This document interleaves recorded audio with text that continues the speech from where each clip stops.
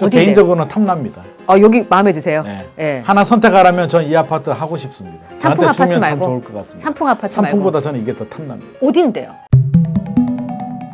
우리의 인생을 리모델링 행보TV 김인만입니다. 오늘은 흥미진진한 얘기를 한번 해볼까요? 부동산이 대선 주자 혹은 대권과 굉장히 영향을 많이 받는다고 생각을 하잖아요. 그렇죠. 예. 네. 그러면 그 대권 주자들의 집은 어디인가? 우리가 이런 대권 주자의 궁금증이 집 궁금하지. 예. 네. 그래서 대선 주자들이 사는 아파트는 어디인가? 가격은 얼마나 하나? 또 남의 집은 또 궁금하잖아. 근데 대선 후보는 더 궁금하네, 진짜. 그렇죠. 예. 좋습니다. 공직자 재산신고 자료를 포함해서 오픈된 자료를 바탕으로 오늘 네네. 얘기를 해보겠습니다. 순위를 좀 매겨볼까요?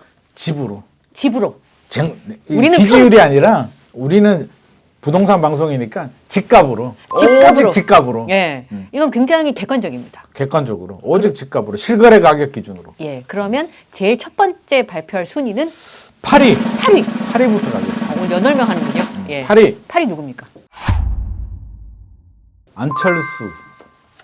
아, 소장님, 근데 그 조사 잘못된 거 아니에요? 왜? 부자시잖아요. 부자하고 집값은 별개의 문제입니다. 안철수 그 의원이 예. 살고 있는 집이 어딘데요? 왜 8위냐면 집이 없습니다. 아! 신고된 집이. 무주택입니다. 무주택이에요? 네. 근데 무주택도 개념이 다르잖아요. 그렇죠.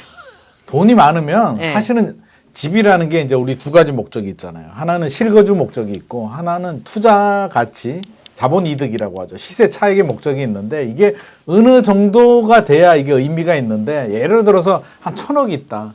아마 안철수 후보의 주식 평가액이 아마 1,000단위 이상 되는 걸로 1,000억이 제가 넘죠. 예. 알고 있는데 그 정도 되면 뭐 월세 사셔도 아무런 문제가 없는. 그러니까 굳이 집을 사게 되면 우리가 취득세 내거든요. 재산세 내고 종합부동산세, 그걸 보유세라고 합니다. 그게 또 팔매 양도세도 내잖아요. 굳이 세금을 내면서까지 그걸 몇 억을 더 벌려고 내가 수천억 자산이 있는데 의미가 없죠. 저도 아마 수천억 있으면 자신 있게 월세를 살 수도 있을 것 같습니다. 지역구도 몇 번 바뀌었기 때문에 그렇죠. 또 특히 정치인들은 그렇죠. 내가 원하는 지역구 가서 전세나 월세로 들어가서 살면 되지 굳이 집을 가져야 되냐. 그래서 어떻게 보면 이 정도 능력이면 집 가지는 게 서민 아닐까. 근데 파리도 저도 이런 파리 해보고 싶네요. 예, 그렇죠? 사실상 파리가 제일 부자입니다. 근데 오늘 순위가 흥미진진한데 파리부터 예, 그럼 7위는 파리는 진짜 부자인데 이제 집이 없어서 파리가 됐고요. 실질적으로는 이제 뭐 넘버원인데 파리가 됐고 7위부터 이제 진짜 집값에 따라서 이제 순위가 결정이 됩니다. 네. 7위 다 짐작하셨을 거예요. 누군지 김문수 후보. 어디 사시나요? 서울 관악구 봉천동에 은천 2단지라는 아파트인데요. 이 아파트가 2000년에 지은 아파트고요. 284세대, 용적률은 245%인데 전용 면적 59제곱미터를 가지고 있습니다. 소형. 소형이네요. 소형의 구축 아파트의 지역도 서울에서 선호도가 높지 않은 지역이니까 짐작이 가시겠으나 집값은 6억 4,500만 원. 서울 평균에도 미치지 않습니다. 그러네요. 아, 서울에 요 정도 가격의 아파트가 흔치 않는데, 그죠? 흔치도 않고 요즘 서울이 뭐 강남 집값 올라가고 막 토지 거래가 구역 풀어주니까 신고가 나오고 하잖아요. 이 아파트의 최고 가격 2021년에 최고 가격이 8억 2천만 원이었는데 최고 가격 대비 6억 4,500이니까 이게 한 80% 수준에 머물러 있으니까 남들 다 올라갈 때 잘 올라가지도 않습니다. 그래서 아쉽게도 7위. 게다가 배우자 명의로. 그러니까요. 그래서 뭐 배우자는 부부는 일심동체니까 하나로 치더라도 실질적으로 꼴찌고 앞으로도 아마 이 순위는 바뀌지 않을 것 같습니다. 이 집이 많이 올라가지고 투자 가치가 높고 자본 이득이 많이 생기기에는 현실적으로 뭐 개발 재료도 부족하고요. 용적률도 높기 때문에 재건축도 쉽지 않고 한마디로 다 올라가고 문재인 정부 시절 다 올라가고 뒤늦게 마지막에 올라가는 아파트가 이 아파트입니다.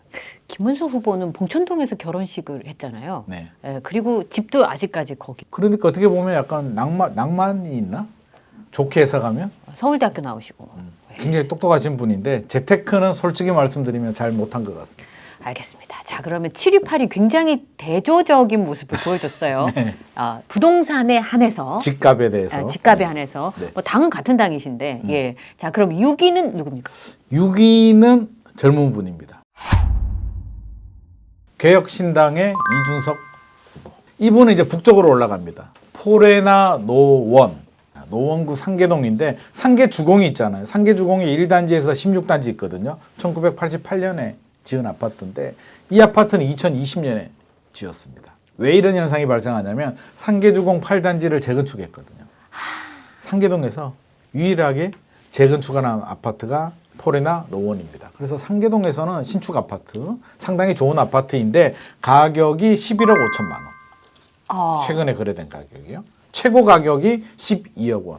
그러니까 상계동에서는 높은데 서울 평균으로 보자면 그렇게 높지 않습니다. 실질적으로. 그래서 아쉽게도 6위밖에 안 되는 지역이. 근데 아마 이준석 후보가 상계동에서 아마 그때 지역구 하던 시절이 있었잖아요. 출마 여러 번 했죠. 그때 아마 좀 투자를 하지 않았나 싶고 예. 이게 재건축이 되면서 그래도 올라가긴 했습니다. 그래서 아마 시세 차익은 매덕 난 거로 제가 알고 있는데 어떻게 됐든지 순위로 따지면 6위. 김문수 후보보다는 높으나 다른 후보들에 비하면 이 정도는 뭐 서울 평균에도 미치지 않습니다. 자, 그러면 5위는? 5위 궁금하죠. 5위가 짐작이 좀 가실 텐데요. 5위는 지금 직책도 좀 있었는데 김동연 후보. 김동연 후보가 순위가 높을 것 같은데 의외로 5위밖에는 하지 못했습니다. 근데 이분은 흑수저에서 그쵸? 자산을 뭐 흑수저였어요? 예. 그래서 그렇구나. 흑수저 중에 흑수저였죠. 진짜로. 근데 아파트는 좋아요. 어딘데? 이제 드디어 서울 중심부로 이제 들어옵니다. 강남에 아파트를 가지고 있는데 도곡 렉슬. 도곡 렉슬. 네, 도곡 렉슬. 예전에 도곡 주공은 이제 재건축한 아파트인데 2006년에 입주했어요. 재건축해서 2006년, 2007년, 2008년도는 도곡 렉슬이 아마 강남에 가장 인기 있는 최고 아파트였습니다. 왜? 그 당시 신축 아파트, 요즘 원밸리 같은 개념이었기 때문에 아마 그때 아파트 하나 하지 않았나 싶은데 3002세대 대단지 아파트고요. 네. 아쉽게도 흑수저잖아요. 돈이 많지는 않았겠지. 그래서 가장 작은 전용 면적 59제곱미터. 우리가 일반적으로 알고 있는 25평 아파트를 하나 가지고 있습니다. 근데 비싸요. 25평도 전용 59인데요. 28억. 끙충 올라갑니다. 28억 1천만 원. 이게 최근의 신고가, 최고 가격입니다. 지금 28억 1천인데 5위밖에 되지 않습니다. 그럼 아까 말씀하신 것처럼 강북은 지금 이미 떨어진 곳들도 있는데. 떨어진 곳들도 있죠. 회복 못하고 있죠. 예, 근데 강남은 신고가 경신하고 있는 건 우리나라 부동산 시장을 굉장히 대조적으로 보여주는. 최근에 똘똘한 한 채를 그대로 보여주는 현상이 이제 강남부터 나옵니다. 김동연 지사. 예. 도곡 렉슬에 전용 59를 가지고 있음에도 5위밖에 안 됩니다. 경기도지사셔서 저는 경기도에 집이 있으실 줄 알았는데. 경기도에 전세에 살고 있습니다. 그래서 도곡동에 아파트가 있었다. 그렇죠. 그 다음 순위는? 그 다음 순위는 4위인데요. 예. 아마 유력 대선 후보. 지지율로는 아마 지금 가장 높으신 분입니다. 이재명 후보. 집으로서는 4위입니다. 집으로서는 4위. 네. 저희 객관적입니다. 객관적입니다. 예. 어쩔 수가 없습니다. 이거는 실거래 가격이기 때문에 네. 어떻게 우리가 순위를 바꿔줄 수가 없습니다. 네. 4위인데 강남이 아닙니다. 어디입니까? 예전 지역구 분당입니다. 분당 양지마을 금호 1단지인데 면적이 좀 커요. 예. 전용 면적 164제곱미터. 예. 예전부터 가지고 있었는데 최근에 집값이 많이 올라서 27억 5천만 원. 도곡 렉슬 25평형이 28억 1천만 원. 양지마을 금호 1단지 58평형이 27억 5천만 원. 근데 매물은 29억. 지금 29억 나오고 있습니다. 근데 이게 왜 이렇게 올랐느냐? 이재명 후보가 대선 후보라서 올라간 건 아니고요. 일각에서는 뉴스에서 그렇게 나오거든요. 아니 대선 후보여서 집값이 신고가가 나온다라고 하는데 1기 신도시 재건축 선도지구에 지정이 됐기 때문에 신고가가 나온 겁니다. 뭐 우연의 일치입니다. 그렇죠. 대선 후보가 살고 있으니까 혹시 대통령이 되면 주변에 개발 호재가 몰리지 않을까라는 기대감 때문에 오른 건 아니고. 그거는 말이 되지 않습니다. 어느 대통령이 자기 집값 올리려고 그렇게 하겠습니까? 아마 자기 집에 대해서는 별로 관심이 없지 않을까 싶습니다. 그렇겠죠. 더 좋은 집에 들어가는데. 어. 대통령 집무실이 사실은 더 고급 아니겠습니까? 아, 그러네요. 집이 그러니까. 바뀌는 거니까. 집이 바뀌는데 공짜로 더 좋은 집에 살 수 있는데 네. 굳이 내가 살고 있는 집, 오래 예. 가지고 있는 집을 뭐 할 이유는 없을 것 같고요. 어떻게 됐든지 재건축 선도지구 지정이 됐으니까 재건축 속도가 빨라지게 되면 집값이 더 올라갈 수는 있는데 이것만 보더라도 제1기 신도시 재건축을 브레이크 잡지는 않을 것 같아. 설마 자기 집이 있는데 안 하겠다고 뒤집지는 않겠죠. 이건 우리의 그냥 추론인 거죠? 추론인데 실질적으로 일기 신도시 주민들이 30만 가구 정도 되거든요. 가구 수로. 그러면 3인 가구로 따져도 거의 100만 명 정도에 육박하는데 굳이 진행하고 있는 걸 서울 수도권의 공급이 안 그래도 부족한데 이걸 안 하겠다고 뒤집는다? 왜? 그럴 이유가 전혀 없습니다. 표도 잃고 공급도 잃어버리기 때문에 무조건 추진합니다. 그러니까 최근에 실거래가를 보면 이재명 후보의 집이 김동연 전 지사의 집보다 비싸졌는데 비슷하긴 한데 예. 조만간에 따라잡을 것 같습니다. 왜냐하면 재건축 진행할 때마다 가격이 올라갑니다. 아 그렇군요. 자 다음 순위는 3위 또 다시 강남으로 들어옵니다. 강남. 3위는 한동훈 후보. 국민의힘의 한동훈 후보가 어딘데요? 3위였습니다. 삼풍 아파트입니다. 서초동에. 삼풍 아파트 전용 면적 165제곱미터입니다. 아, 넓군요. 넓고 위치가 아주 좋습니다. 네, 오래됐고 2,390세대 이제 대단지 아파트인데 이게 왜 여기를 샀냐면 바로 옆에 법원이 있습니다.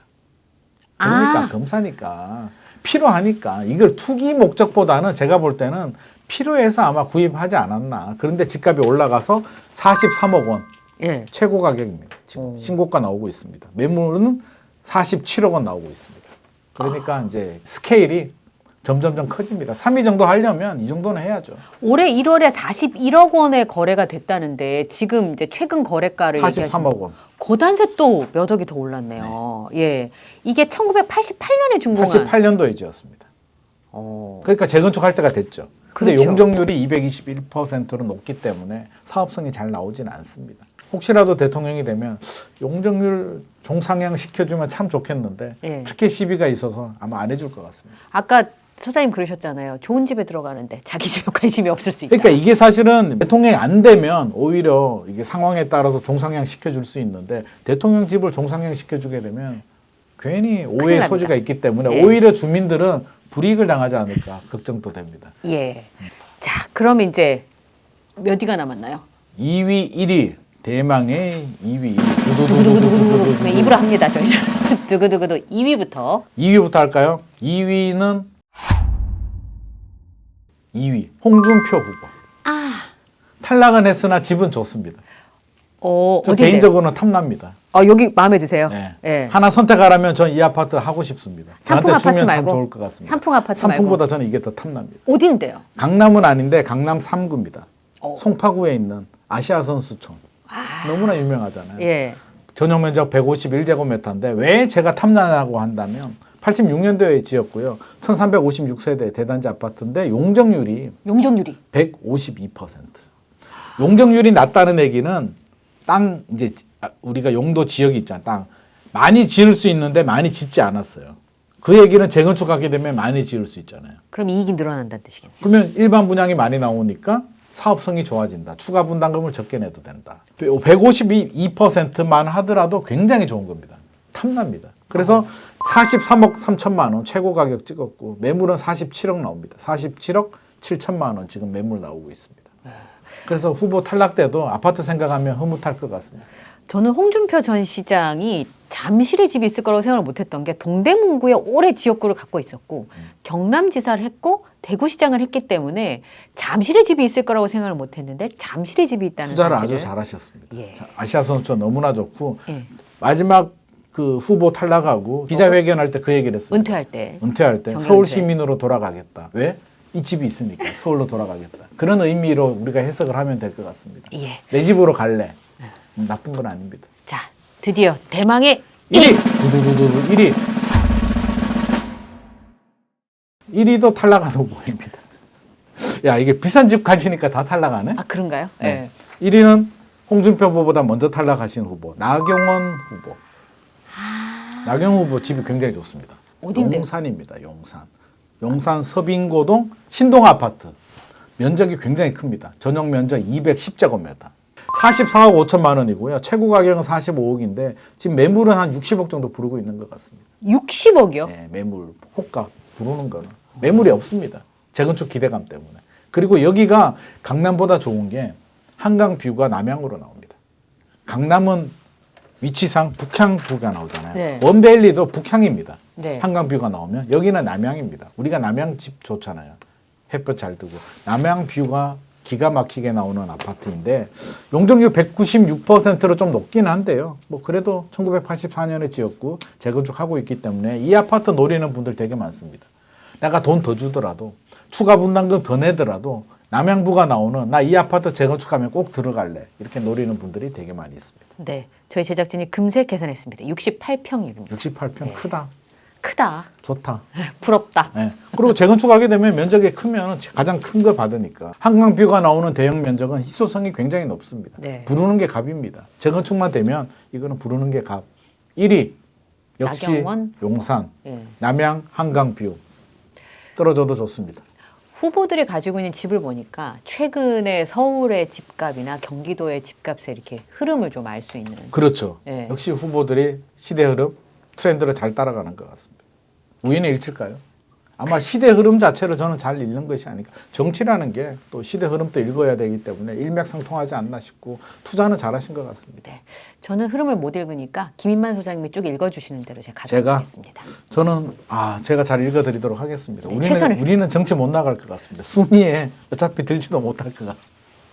알겠습니다. 앞으로 김인만 소장님이 전해주시는 행복한 부자 되기 트렌드 잘 그러니까. 읽어서 전해드리도록 오늘 하겠습니다. 이슈는 그냥 재미로 우리가 네. 웃고 하고 대통령 지지율하고는 아무 상관없다는 거. 네. 오직 집값만으로 우리가 평가를 했습니다. 오늘의 내용이 재미있었다면 좋아요와 구독 부탁드립니다.